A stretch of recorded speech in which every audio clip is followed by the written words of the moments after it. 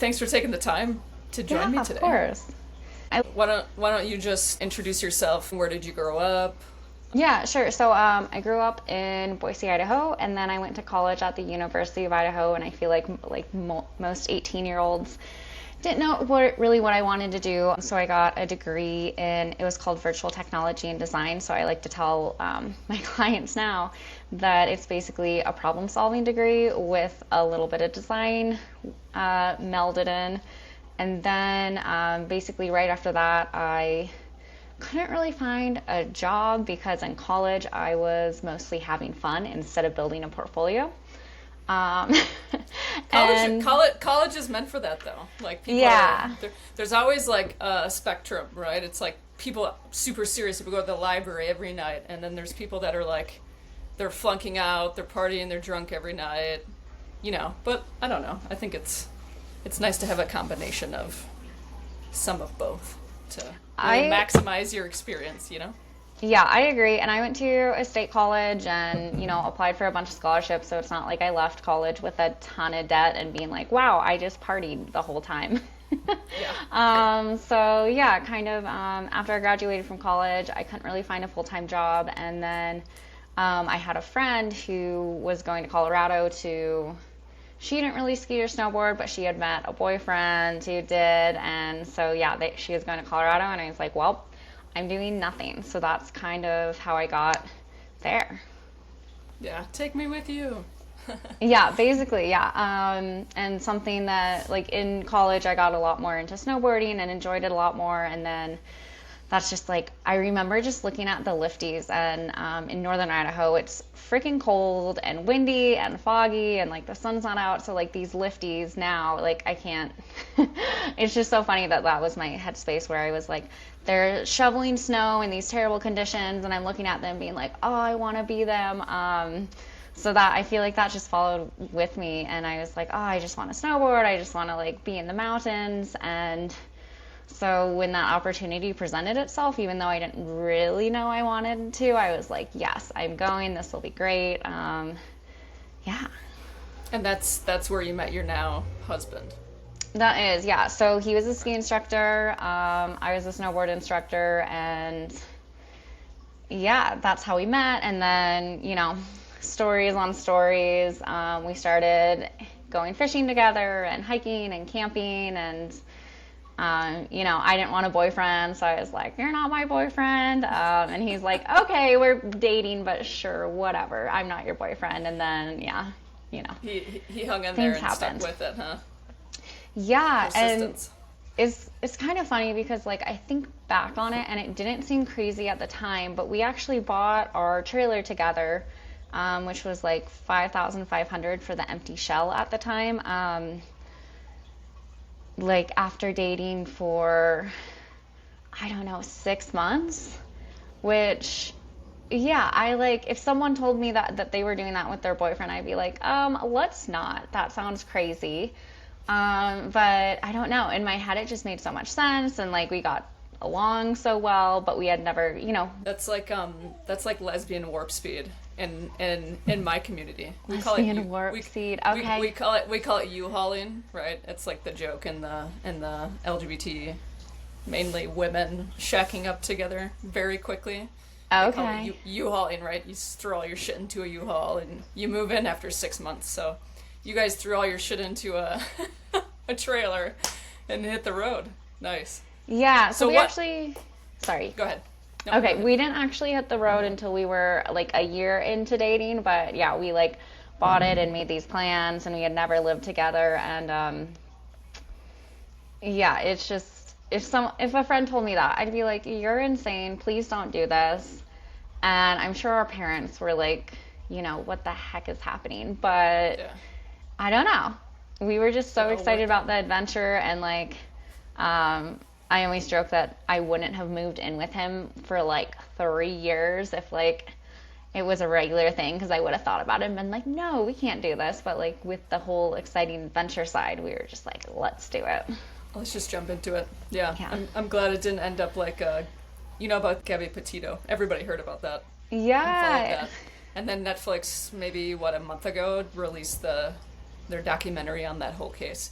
at the time I was like glued, not glued, but really paying attention to the news and updates, and I don't know, that was crazy.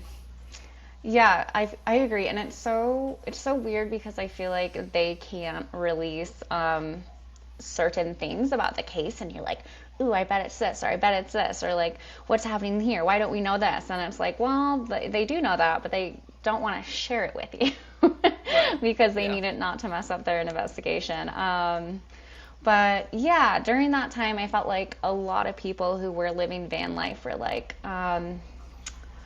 I don't know, they wanted to defend van life so badly that they're like, Mm-hmm.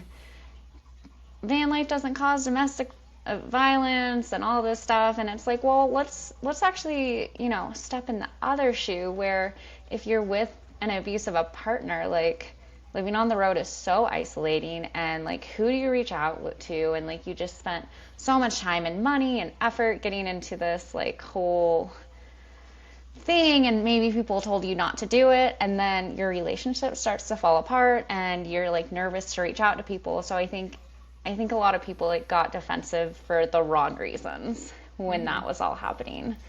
Right. And you were in current like van life at that time, right? Because that was happening. I think it was 2020. So Yeah, you were in the throes of van life during that time. yeah, I was, and it's funny because I don't really remember the years. I just know like where we were, and so we were in like North Carolina at that time. Okay. Yeah. So it was like you turn the news on and you know this whole thing is blowing up, but pretty notorious in the van community with Gabby's case happening in live time. Yeah, yeah. And I don't have like any really I stories of domestic violence, thank God. And yeah, I don't know that many friends with that, but yeah, I think it was, it's definitely in the van life community. Everyone was like, "Oh, this is crazy," and as I said, some people came out as like defending it, and Yeah. yeah. Interesting. I wonder what their mindset was where they felt like they had to defend what they were doing. Something that I did want to talk about is just like kind of my depression on the road and kind of going through that and being in like an isolated situation. And um, yeah, I think that could have been taken as like, oh, so I don't think a lot of people who do van life would, self-harm or commit suicide because it takes a lot to like actually get on the road in the first place. But I mean, that's definitely, an issue. Just like just kind of same thing, like being isolated, you put all this effort into it, and then like, you're still having your mental health issues. And it is a little harder to get medical care and mental health care when you're on the road because you are traveling to different states and people do have to technically be licensed in that state. Mm-hmm. I was I was lucky with some people who didn't necessarily care and they were just like don't ask, don't tell, and then I definitely did not share my situation with some people so that I could get the help I received, which probably isn't the best, but also it was something I needed, so I don't really regret it. And no Yeah. one I know has got in trouble, so. Good for you to just figure it out and get what you need. Did you find that at times the being on the road exacerbated things and also helped things more than if you were sort of in a traditional 9 to 5, you had the apartment or the house and the typical quote unquote like life that a lot of people live, right? Yeah, so I think it did both. So I actually officially got diagnosed with depression during COVID while we were already on the road. And it was actually like right as COVID was hitting. So I'm sure a lot of people have like stories of, learning about their mental health issues during COVID. But yeah, mine was right before, and we were in Washington, and it was so dark, and we were only planning on being there for a little bit. And then COVID hit, and I had a remote job, and I got laid off for just a month and a half. And then my husband, he washes windows, so he basically would go to small businesses in town wherever we were and say, hey, can I wash your windows? And then hopefully get a house. And that's how he made money. And with all the small businesses closed, and, you know, people not having extra money to get their windows washed unless we, you know, if we were somewhere like ritzy, he probably would have done really well. But yeah, so we were just like, we both like didn't really have jobs. We were in Washington. It was really dark. And so that was like a real big low. Like, I just remember like not getting out of bed for like hours. And our trailer technically wasn't finished. So like we had like not painted stuff and like just not great light, and like our solar wasn't getting charged. So I think that situation like really, you know, exacerbated.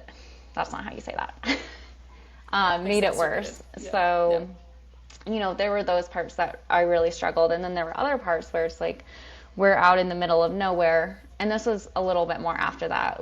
Out in the middle of nowhere, it's beautiful. I get to wake up somewhere new every day.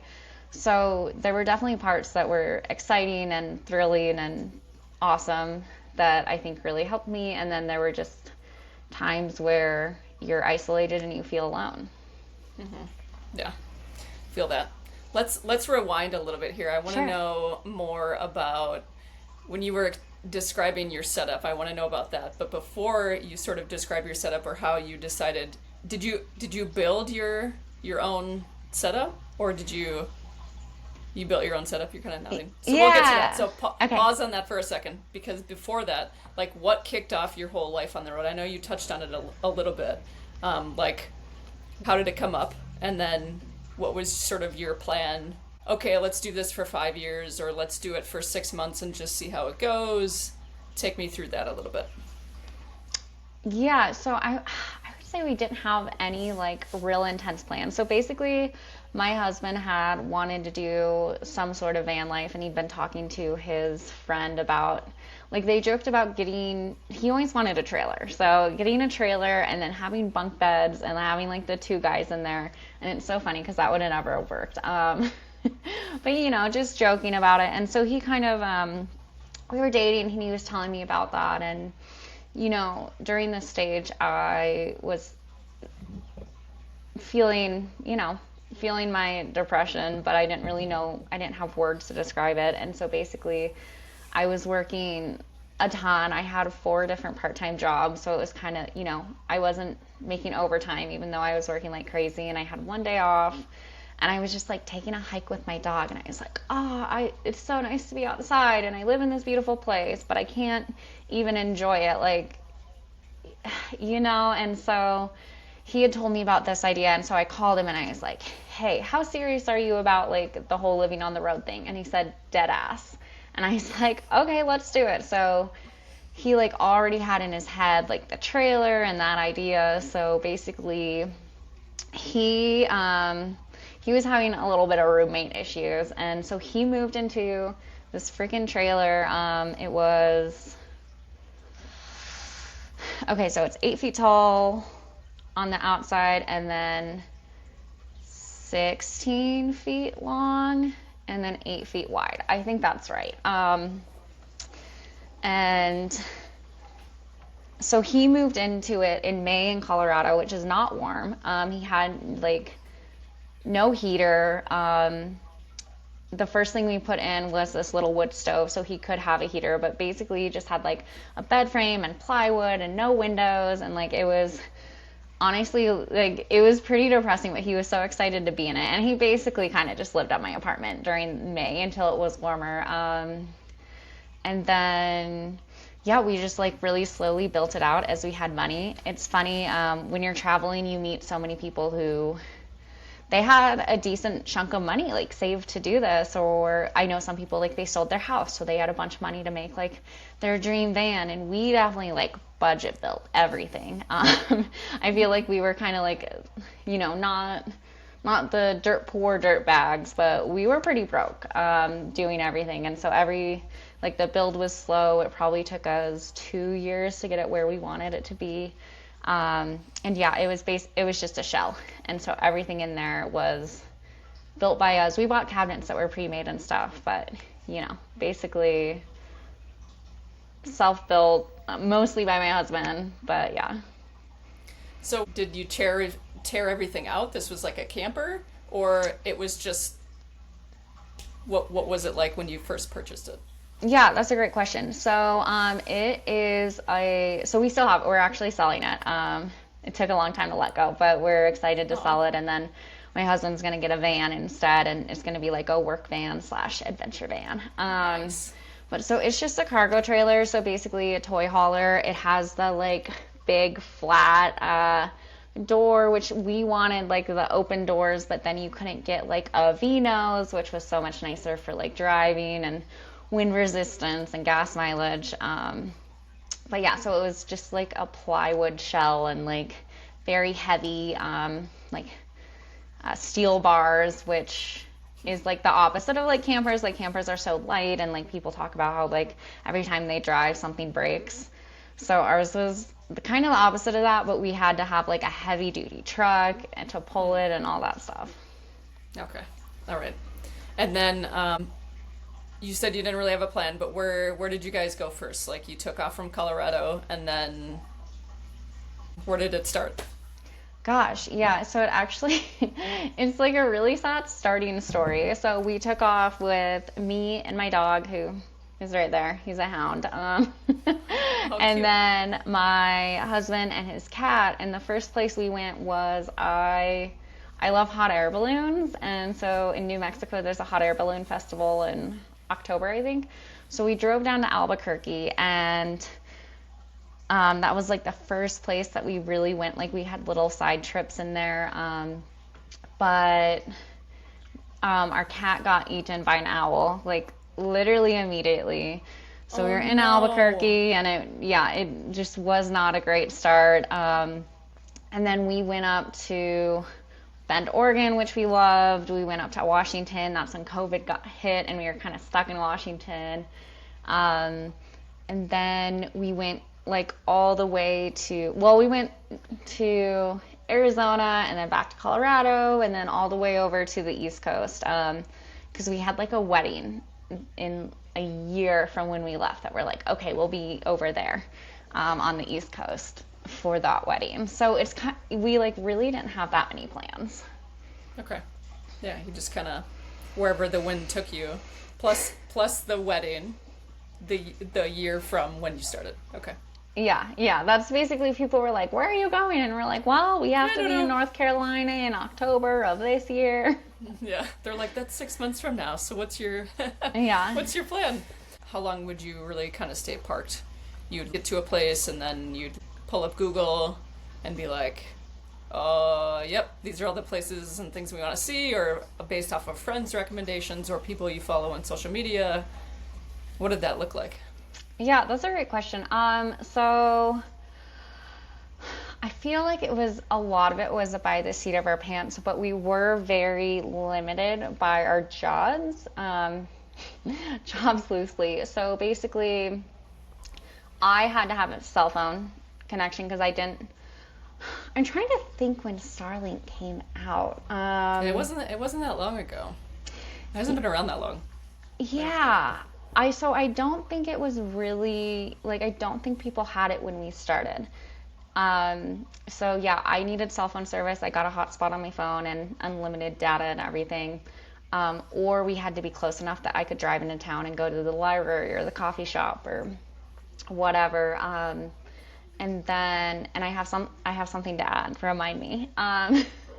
And and then Sawyer had to be close enough to a town to like wash windows. So we couldn't necessarily be out in the middle of nowhere, which was really what we, in our Wanted to heads, do. that was Yeah. like the dream. But sometimes you need money. Yeah. So yeah, we had things like that. And then halfway, I would say like 2 years, maybe 1.5 years. I was doing marketing for an interior designer, and basically everyone started quitting. And I was like, okay, I don't have a job, but I have to get out. And that's kind of how I started freelancing. And then my freelancing is the business that I have now. But I just feel like that's kind of how everything with van life went. Like it was like we went from not really just being like, we're going to do this, not having plan, not having a bunch of savings. We just did it. Same with quitting my job. I just, I just quit it, and I was like, okay, this is going to either work or it's not. And yeah, so we would, when we were in the West, there's BLM land, so we always parked for free because we didn't have a lot of money, and we'd take showers at Planet Fitness. And basically we would stay somewhere so you're allowed to stay somewhere for 2 weeks.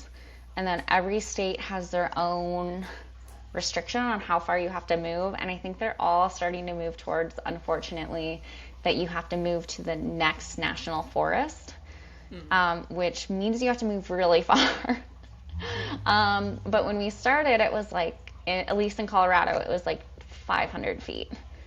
So you could basically stay in the same area, you just had to move like your house. And it was funny because we did have a trailer. We basically just drove it. We parked it there. We left. That's where our house was. And we both had cars. When we first got on the road, we were going to sell my car. And then I was like, I don't think our relationship's going to work if like I have to depend on you for rides and have to do this. So it was kind of like we had a house and 2 cars.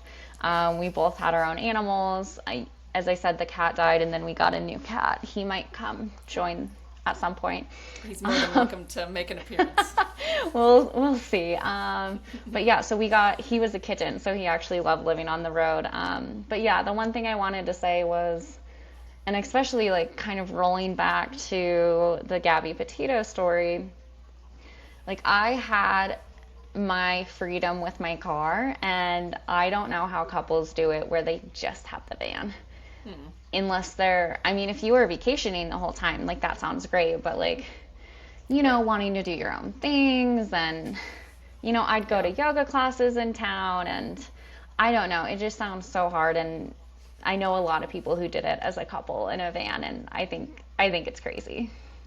Yeah, I would imagine it's tough. Everyone sees just what's on social media, that it's so painted and perfected and beautiful and all of the things of your wildest dreams, but they don't always. I think more content now is people are being a little more honest, or they're showing the other sides of it, which is great because people want to see that too. But I feel like when van life and things like first started, and it still is, it's very just this painted picture of perfection, and we know it's not that. So but that's great advice for if there's somebody that listens to this.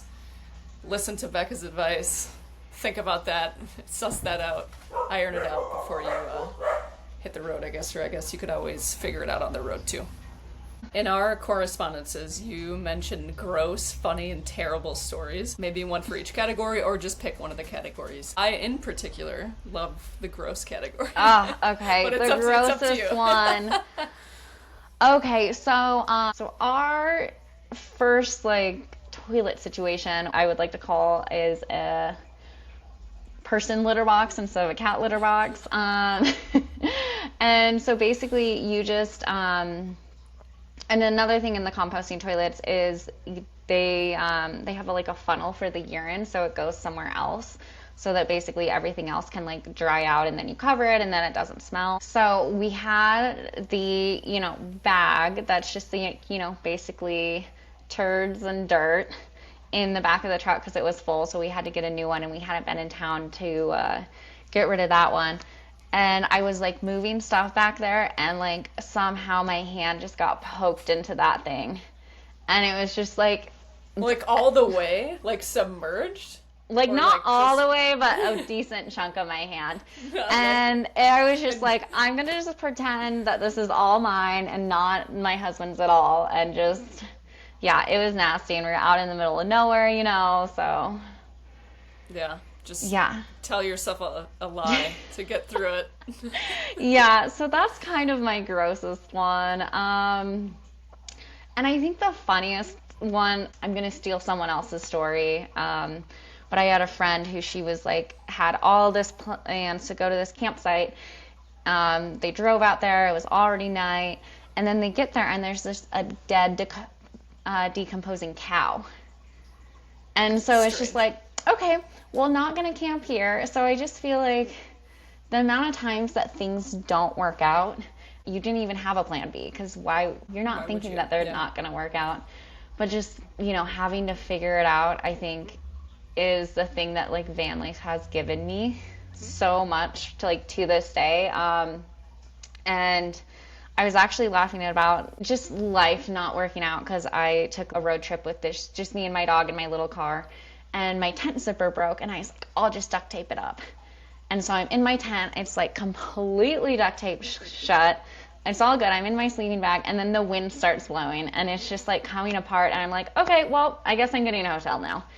And just like okay, snap decision, I'm doing something else. Like, I think that came from just like the craziness that is van life, and things don't work out, or things work out way better than you think they are. Yeah. Yeah, it's a little microcosm of life, but probably more concentrated at times, or deconcentrated at times. Is deconcentrated a word? I don't know. I don't know either. No. But I feel like people are going to know what I mean, so it's all good. Yeah. You've talked a little bit about some of the challenges, but what were some of the biggest challenges of full-time road life that people never really think about until they're deep into it? Gosh, it's funny because we did it for so long. The challenges kind of changed along the way. I think at the very beginning, we were just like, we were not prepared for how cold it was going to be all the time in the middle of the night. So I would say, like, definitely get a heater. Our heater was a wood stove. Like, that's what we traveled with the whole time. And basically, yeah, it just did not keep us warm throughout the whole night. So I feel like that was just like kind of getting used to it was a big struggle. And then also living together after not living together at all was very interesting. We had a little bit of growing pains there. But I think because we were in such a small space, like, we worked it out really fast. They should make this into a dating show, Bekah. Like, for Netflix. Honestly, that would be good. And Netflix, you might have heard it here first, and maybe we can split the proceeds. Like, they could make a show out of this. People would die. I think it would go #1 on Netflix top 10. Yeah, like, it's like 6 months instead of this like Temptation Island bullshit. Just like put these guys in a band together and see what happens. Yeah, it's like you have all the things. You have traveling, you have living together, you're in a small space. Poop. Yeah. Poop. Dead cows. Yeah. Yep. Yeah, oh my gosh. And then I think one of the biggest things that I didn't care about, but ultimately made us be ready to be done.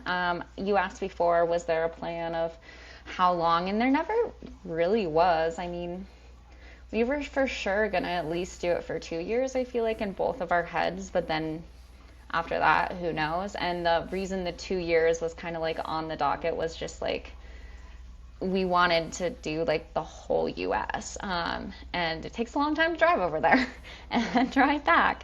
So, yeah, I feel like one of the things that we had a hard time with was not having community or like any friends necessarily. Like, you'd meet people at a bar or a restaurant or out on a trail and like have these really great conversations, but then it was like, okay, never see you again, most likely. Yeah, and I think a lot of people who travel solo seek that out a little bit more with like van life gatherings and festivals that aren't necessarily van life but have a lot of van life people because there's camping. And so I think that was like something that was really hard for us as time went on because, you know, we were so excited to be in our new destination and we had each other, but then it just like, it got harder and harder until kind of the breaking point of being like, we don't have any friends. I haven't made a new friend in 4 years. I mean, I've met people and I followed them on Instagram, and like, if I saw they were in the same place, I'd meet up, but like, you know, not like a really, really deep friend. And so I would say for anyone who is wanting to do a van life, like, try to make those connections so soon and like push yourself to go to festivals, even if it costs a little extra, or message people who are on van life and ask them like how they met people. Because yeah, when we finally did meet people, it was through, we did something called thanks vanning. So like Thanksgiving with some van people. And Nice. then there was this fun like festival in the middle of nowhere called Flamingo. I don't think they're doing that anymore. Okay. But there's always Schoolie Palooza. I know a lot of people meet people there. And so, yeah, the community and then just being real poor. And we had more of a struggle with that on the East Coast because there's way less places to camp. There's this amazing app called Boondockers Welcome that got bought by Harvest House. So it's like a mix of Harvest House and Boondockers Welcome. And what so Harvest Host is like you're staying at someone's business and you have to spend $20 at their business, and like you can only stay there one night. And then Boondockers Welcome, um, sorry, my dog's distracting me in the back. It's okay. Boondockers Welcome is basically more of an RV community, and people are just allowing you to park there so that you don't have to like pay for a campground or sleep in Walmart. And the only thing, and they don't really get anything for it. Like technically like $150 a year, because if they host 4 people, they get a free membership. But yeah, it's just like out of the kindness of their heart. And so they're all so nice and it's so fun to chat with them. But it is a little bit older of a demographic because RVers are usually retired and want like the more comforts than the van. But yeah, so I mean, that was another way where, yeah, we met people and talked to people and it was lovely. But, not a friend that I'm going to have for years and years to come. Right. So it can be pretty isolating. How long into van life did you feel like you started to make some friends? It took you a little bit because you were probably just getting used to the whole thing, and then once you were into it, you were like, okay, I miss friendships type of thing, or did it hit you pretty quickly? Um, yeah, I mean, I think probably like 2 years in, I was kind of like, I wish, I'd met some new people. And like I have met people through van life. I work with someone right now who I met at Thanks Vanning. And so that's awesome, and I know a lot of people who have met other people on the road, who now like they're in relationships or they're best friends and they travel a lot together. So I think it does definitely happen, but those people are solo travelers. Because if you're just alone in your van all day, Right. you're just Yeah. alone. But if you have someone else, it's easier. And I mean, I even find that at home. Like, it's easier not to text someone and say, hey, let's hang out, let's do this, because you already have someone at home to hang out with. Right. Is there anything that was unexpected from your van life routine that you kept in your life now once you transitioned back in? I don't think I have anything of like routines that I brought back with me. I think it's more just those things like being able to be a little bit more resilient and having issues come up and being like, okay, Yeah, new whatever. thing. Something that I do really love that did for me for van life. So I feel like I've always been into like the eco-conscious, eco-friendly world. But I feel like when I started living on the road, I really kind of understood it more because you have limited water and you can't just fill your trash can up because you have to go poach a dumpster or pay for it. We always poach. But, or recycling, like you're in a different state. What do they actually recycle? Where can you put it?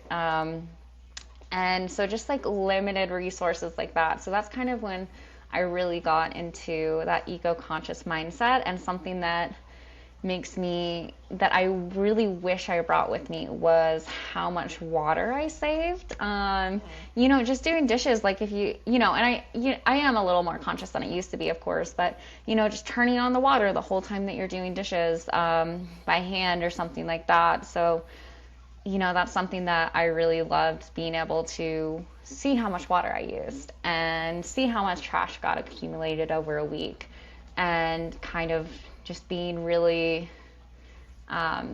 really thoughtful about like food waste and everything like that. So it's not necessarily a routine I brought with me, but it is something that I really enjoyed about van life that kind of I keep, and I feel like living a sustainable lifestyle is definitely a journey. You learn things. Like I didn't even think about, getting bags at the store. And then you're Right. like, why would you do that? And then like you think more single use, and you're like, why is this like this? And just like questioning societal norms. Yep. Yep. For sure. As much time as I've spent outside on trips in the backcountry, yeah, I think it does. It changes your mindset and your, yeah, maybe not, routines a little bit. Your dishwashing routine. I think it impacts you more than you think. You go to the grocery store, you're thinking differently about taking the little plastic baggies. I'm like, I don't need to take a little plastic baggie. I can just leave the pepper in the cart by itself. It's fine, you know? Yeah. But yeah, just like little things here and there that penetrated you in a way that sometimes you don't always realize until someone asks you about it on a podcast. Yeah, for sure. Yeah.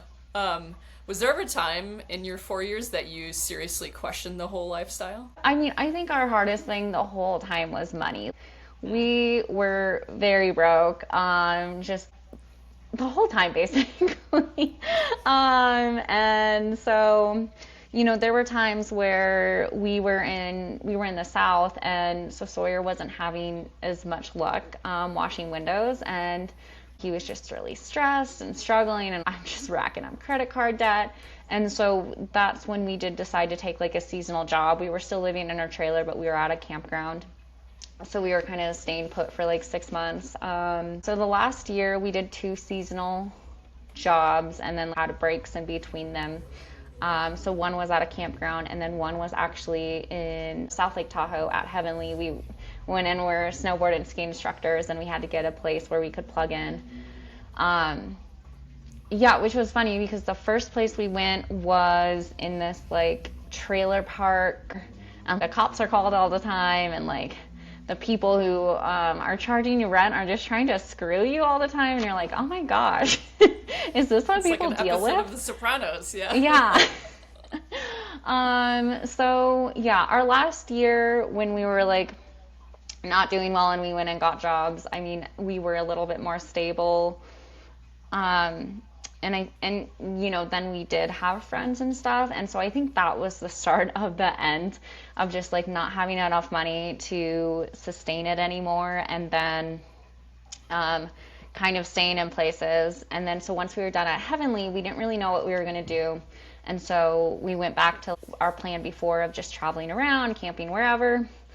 And then it's just like a kind of like a switch flip for me. I was just like, I want running water, I want plumbing, like, I want heat. Like, it's just all the things that made van life really hard. Finally, like, it just mattered to me, whereas before it didn't. Like, everything that was hard and kind of sucked, I didn't care because I was on a cool adventure. Yeah, and then it just switched. And I think that's probably, if you talk to a lot of people, like, the thing that they finally decide to stop doing it is just like the hardships of it. Like, people built houses for reasons. Yeah, they want the creature comforts back. Yeah. Yeah, just stable heating, being able to take a shower whenever you want. One of the funny things was ice. I didn't realize, and we kind of poached our water as well. But oh gosh, I got lost. Yeah, creature comforts, building houses. Creature comforts, yeah. Okay, when we first so we poached water. That's where I was. Yes, that's what it is. And so sometimes our like drinking water was nasty. And so I feel like I was dehydrated a lot of the time that we were like in van life, because I told you like I don't like, eco-conscious and sustainable, so I like didn't want to buy like plastic water bottles, and I probably or, like the big jugs. Yeah, and I probably should have given up on that sometimes, because sometimes our water was just so nasty and I wasn't drinking anything. And then like being in a house that has like, we live in the mountains, so our tap water is awesome, but just like putting ice cubes in the water and having cold water, I was like, I didn't realize that I like was never drinking water and was just like constantly probably dehydrated. Yeah. I remember coming out of the backcountry on many occasions, and an ice cold beer, or ice, and things Yeah. like that, you're like, oh my God, this is amazing. But that feeling is so cool. Or like a shitty cheeseburger from McDonald's. You're like, ah, this is the best thing ever, isn't it? When on a normal day you'd be like, I regret it and it tastes horrible. You know? Yeah. Yeah. It So like funny. actually becomes a treat because and especially like I feel like since you were just like probably out hiking and stuff, you're like, I can do Yeah. this. Yeah. And you're hungry and you crave, a lot of things other than the crappy trail food that you've been eating. So, Yeah. how did being in nature and constantly moving around shape your creativity or approach to work? Yeah, as I talked about, everyone was quitting from the interior design firm, and I was like, okay, I guess it's time to get out. And so when I started freelancing, I was kind of just grabbing anyone who would hire me. And I was working for really, really cheap because I didn't know how much to charge. And I also didn't really know what I was doing as far as freelancing goes, so I was kind of fine with charging really cheap. And we were on the road and I don't know, weren't making that much money anyways, weren't spending that much money at that time. But that could have contributed to being so poor down the road. But anyway, so I was kind of grabbing anyone and everyone, and then I like kind of switched and was like, okay, I want to just take eco-conscious brands. And I didn't really think about it at the time, but I would have loved to take nonprofits at that time too. And I kind of learned that everyone who is like eco-friendly minded, like they have one thing that they're really, really into. Like, and they know so much about it, and sometimes you don't care about the other because it's a give and take. Are you gonna drive extra to recycle, or are you just gonna put it in the trash? Like there's always a give and take. And so I realized that just wasn't gonna work unless I found like specific businesses that were really into what I was into. And so then I was like, okay, can I switch to? Well, I love the outdoors. And, I feel like if I asked someone, they would have told me that. But for some reason, I didn't think about that at first. And so that's kind of where I am today is I work with businesses that have some kind of eco-friendly angle. I learned from trying to just take eco-conscious businesses that I don't need them to be 100% diehard. And something that, I also really love is people don't really care about nature or understand how fragile it is until they spend time in it. So even an outdoor brand that gets people outdoors or they're able to enjoy the outdoors more, they will start caring about nature more and understanding that. So that's kind of what I look for in a business to work with, is just to help them take their story and why they're eco-conscious and what they care about and how they want to get people out in nature specifically, and just help them tell that story and market it and all of that. But I feel like just the journey of understanding, what I enjoy doing and how I enjoy experiencing nature, and how there's so many different ways, from car camping to backpacking to through hiking to just simply hiking. All of it has an impact, and maybe the impact's higher. Like when you're in the desert, you can't do certain things. When you're in Washington, where there's just moss everywhere, like you can probably do a lot more things, and it's not actually going to cause that much of an impact. And so I think that just really helped me learn how to talk to other adventurers on a brand level, if that makes sense. That makes total sense. Yeah, Okay. I love the part where you said spending time in, like, there are all these outdoor brands and all these people that work for them, but how much are they actually spending time outdoors and really immersing themselves, especially longer term, and giving a shit actually about a place and nature? Because like you said, when you spend more time in it and you see the impacts of what it is that's happening or has happened, or what is currently happening with the current administration, it just, your work becomes more meaningful that way too. Your favorite place where you parked and stayed for a while, what was your favorite and why? And were there hidden gems are welcome. Unless you want to keep it a secret, which I totally understand. There's things that like I won't tell people still to this day about places that I find.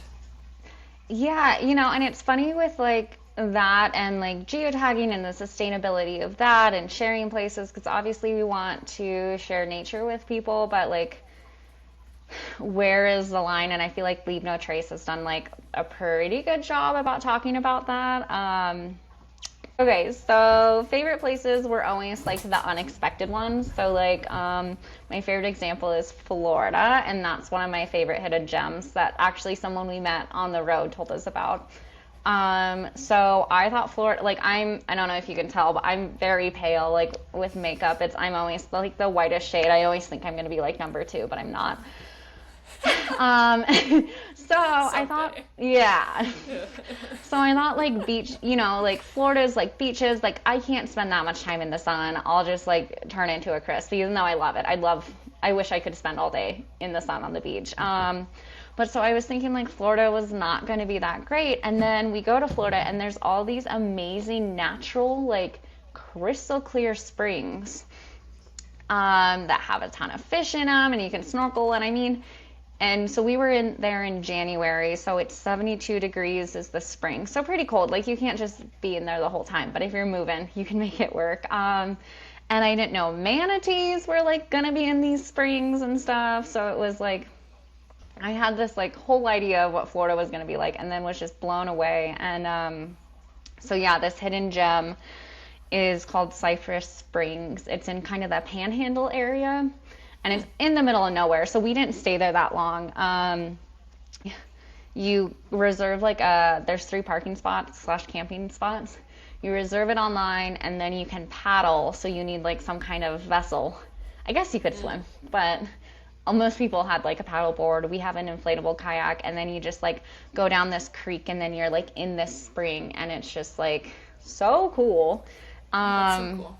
Yeah, and like people will actually like scuba dive and like go in caves. That sounds too scary for me. But yeah, and then Sedona, Arizona, I'd never heard of it before. So, and we had never looked up pictures. We like It'll literally knock your were, eyes out. It's yeah, gorgeous. we were gonna stop Yeah. there for like 3 days on the way to somewhere else. We like drove up through Oak Creek and then we were like both like, what the heck is all this? So we stayed there for a whole month. And then New Hampshire. I thought Vermont was going to be really cool. And I feel like Vermont, they call it the Green Mountains. Like it's kind of like big rolling mountains. And then New Hampshire is like the White Mountains. So the gorgeous like granite that's sticking out. So yeah, I feel like all those places were just awesome. And then one of my favorite places to camp was actually in New Hampshire. And it was this really interesting like clearing. So if we had any other camp spot, I wouldn't have been as excited. But it was like this big clearing and there were flowers everywhere and there were hummingbirds. And then you could literally just like walk to all these hiking spots. Yeah, so I think my favorite camping spots have always been somewhere where you don't have to go much further to like do the cool things. I also loved St. George. If you go to I say my blog's kind of dead because I haven't really updated it in like 2 years or put a new article on it, but I have so many big things about St. George. That's obviously a winter destination because it'd be too hot. Yeah, and there actually was a place that we revisited so many times because, it is warmer and it just was good for us always. And that St. George, like I think a lot of people, sorry, I keep going back and forth. I think a lot of people are upset in Sedona. There used to be a road where you could camp wherever, and they really blocked it off and made it so there's only specific sites. And people were really upset about that. And I never really camped on that road, so I didn't really understand like quite as much like people being upset. But in St. George, there's this BLM land, and actually like people would just, they didn't have anyone patrolling it, so people would just like literally live out there, like bring fridges out there and throw them there and shoot them, and like just leave all this trash in the desert. So they actually sold a portion of it to a nonprofit. And so they're restoring it. And so they closed all that. Like, you have to drive really far now to actually camp for free. And it was one of those things where you're like, no one could, if they saw how it was before, you're like, this is good. They like cleared out all the trash. They like closed a bunch of roads so that things can regrow. And part of it is because there's these desert tortoises there that are only like in a certain area in the US and the whole world. And we actually we'd never seen a desert tortoise before, and then after they closed all that area, we started seeing desert tortoises there. Come back in. Yeah, so it was awesome. really cool. That's good. Yeah. Sometimes they got to do stuff like that. Some people ruin it for the rest of us. Yeah, and it's unfortunate that unless you see it happen, the desert is so easily there was a little shrubbier and grass, and then one person camps on or one person drives over it and it just dies. Versus, my example is Washington, but even here in Colorado, if one person camps there, it's probably going to be fine. If one person drives on it, it's probably going to be fine. But as soon as a bunch of people, then it's going to start to, get destroyed. And yeah, there is a real balance between recreation and protecting the land and all that stuff. Right. Yeah, absolutely. Because we want it to exist so that we can go enjoy, but we don't want to enjoy too much so that it doesn't exist. Back to your business. Tell me a little bit about that. You sort of planted a seed on the road, then started to water it and nurture it and let it grow. How did your whole thing start? And now you're doing it full time. Yeah. That's pretty cool. It was just a way to make money on the road. I was trying, I wanted to enjoy the people I worked, the brands that I was working with, and I'm still kind of figuring it out. So basically, when we got off the road and moved to Steamboat Springs, I don't think I said that's where I am, but I'm in Colorado in Steamboat Springs, and I needed a part-time job, and I started working at the rock wall here, and then also at the ski resort. And I kind of learned that through freelancing and maybe a little bit through Vanlife, I've kind of become unemployable in the way that, when there's nothing going on, the companies that I was working for still needed a body there. Mm-hmm. And I was like, well, I just had such a free life and I was able to do things. And when I was working, I was actually working. I wasn't just getting paid to sit here and do nothing. I think that really took away some of the urge / ability to be a 9-to-5er and have something really stable, which I did have to relearn how to have routines and actually be okay, to get to do all the stuff for my clients, I have to sit down and do that. But basically, when I moved here, I didn't really know if my business was going to keep flourishing or if I was going to kind of let it die and go back to I wanted to say traditional jobs, but really seasonal jobs. And yeah, then I went back and I was to part-time, and I was I can't do this. And so I kind of just went all in on my business. And it's been really great. I've been kind of working on my messaging and who I want to work with, which I kind of told you about already. And that's just slowly been, being clearer and clearer. Yeah, and growing over time. And growing, yeah. So I definitely, have made more connections and reached out to more people, and the clearer I get with my message, the more people are excited to work with me. And so I think I don't know, if you can find a way to make money, then I think just roll with it. Yes, that's a great message. I would love to do this eventually full time, and I had a Trish Van Haga from Women in the Wild. She's got a crazy following. She's got 110 followers on Instagram in only about a year. Okay.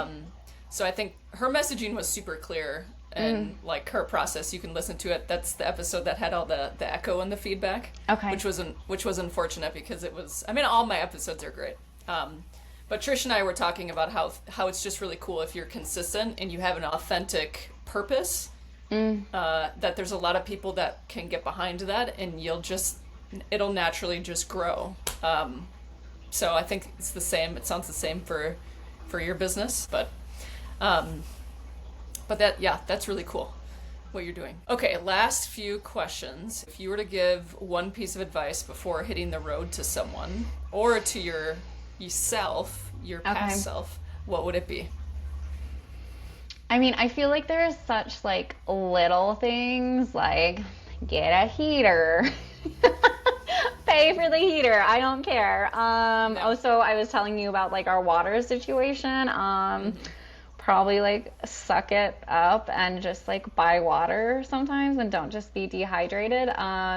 We also we learned from the Boondockers Welcome people, they showed us they had a water filter that's like for RVs specifically, that like it's big, you know, the opposite of our little backpacking ones. But I think honestly, even though we didn't have everything figured out, I think if we tried to figure everything out, it wouldn't have happened. Right. And so I kind of would say just start. Just go. Yeah, and I mean, I feel like that's kind of everything in my life is I just do it and it doesn't work out, but it leads to something else, or it does work out. And kind of on track with, you know, you talking about the podcast. I actually like really was so set on making my blog like my full-time income.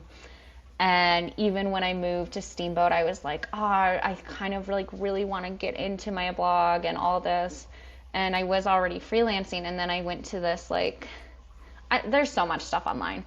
But I went to this webinar that was like talking about like how to like monetize some of your like blog and social media and all this. And they were like, yeah, so basically the goal is to try to get, you know, reoccurring revenue each month. And I was like, I already have reoccurring revenue each month. Why am I not putting more effort into like, you know, freelancing in this side and trying to make something that's making me no money work when I can try to like combine those in a way? You know, it's different, but it's kind of like the same skill set. Just instead of doing it for my blog, I'm doing it for other people. But yeah, it's kind of one of those things where I learned a lot of skills from doing my own blog and starting that. Like that's how I learned SEO, and that's how I got, you know, good, like that's how I've actually created a website, and I can work on people's websites now and charge people for that. So yeah, I would just say, just do it, and you might fail, but who cares? Yeah. Right, it might turn into something else where you were learning skills this whole time with something you thought you had an aim with, but then like you said, you've learned how to just pivot, and if the tape on the tent doesn't work, just go get a hotel room. Well, if the blog doesn't work, just shift and start charging people money for all their stuff that you can do now because you built all these skills. Yeah, that's really cool. Yeah, I think you just have to do it, and as long as like, I mean, I know everyone doesn't have like a backup, but I'm lucky enough that if I made so many mistakes and I needed to go live with my parents, like I do have that backup. So yeah. I would hate Safety it. net. But, you know, I do have that safety net. So I think anyone who is lucky enough to have that kind of safety net, just do it. Because especially you people that have a safety net, you have no excuse. Yeah. Because you have the safety net. Although I have like a 4-day rule with my parents. That's about the max that I can go with them. I love them dearly, but you know. Yeah. No, I hear that. No, I would never want to actually get myself in a situation, but like, you know, jumping on the road and not having a place to live, like I could have, you know, we could have gone back there and then like made a new plan and then left, you know, so I think it's really important to just start. And yeah. Yeah. Okay, last one. Ready? Okay.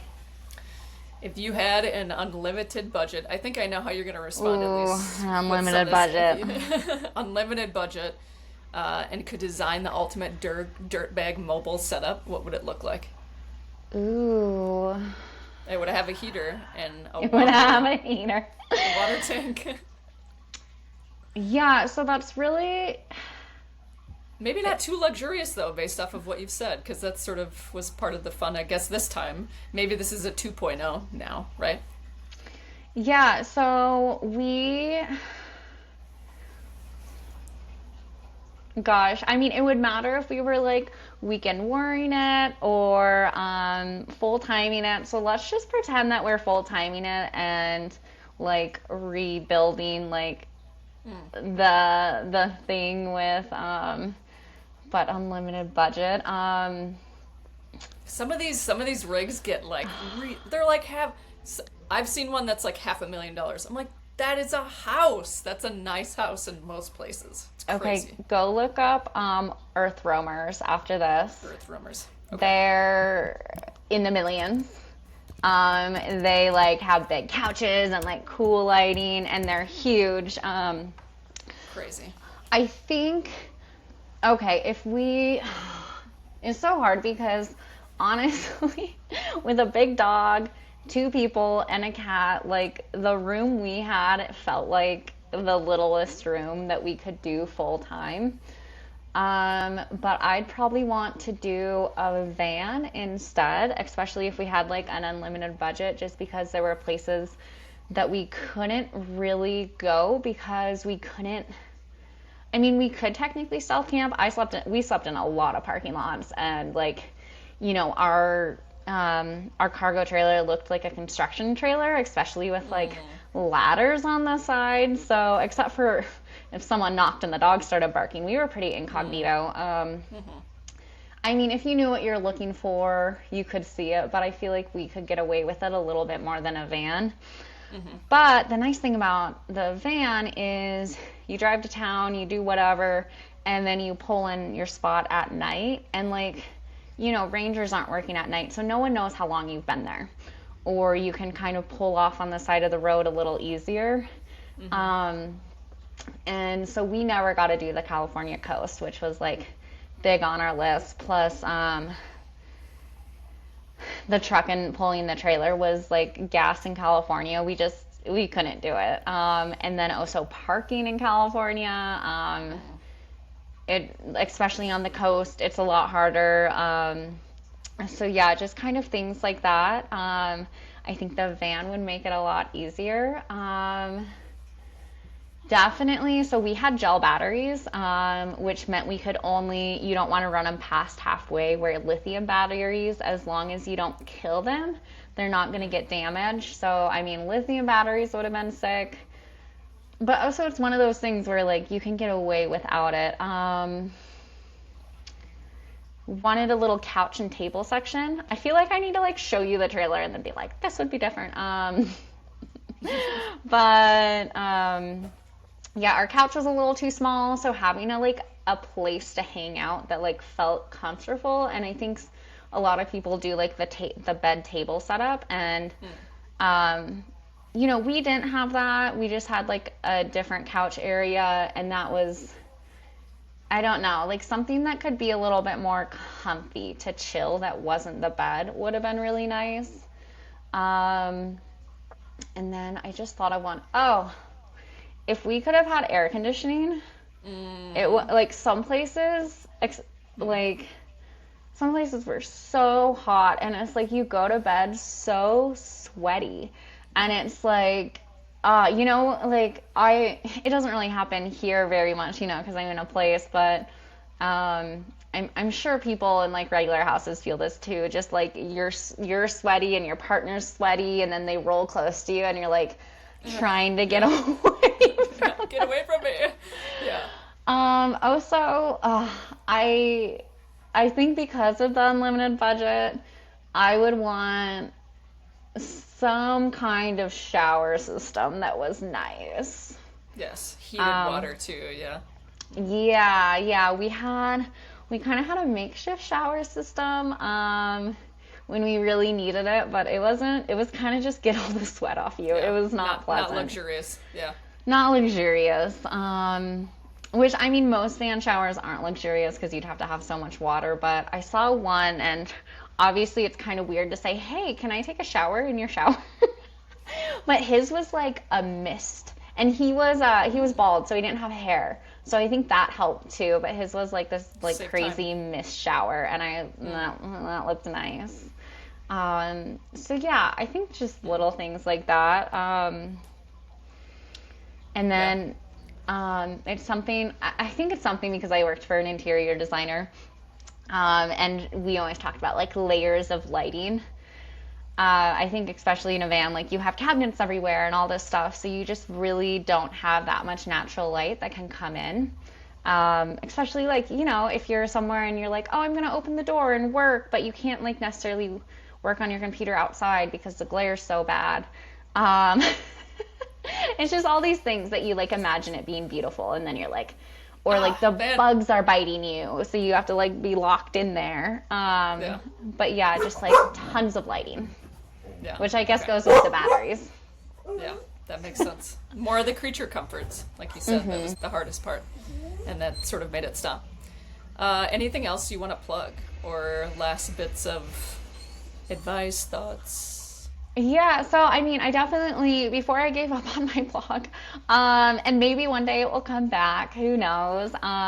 It's called Treks with Bex. I put a bunch of stuff in there. Like my goal was just to like help people and make stuff that actually inspires people. And then if anyone is interested in, and I don't really have a social media for that anymore. And then if anyone is interested in, you know, learning about marketing or like how to freelance, or if they listen to this and are like, ooh, I want to work with Bekah.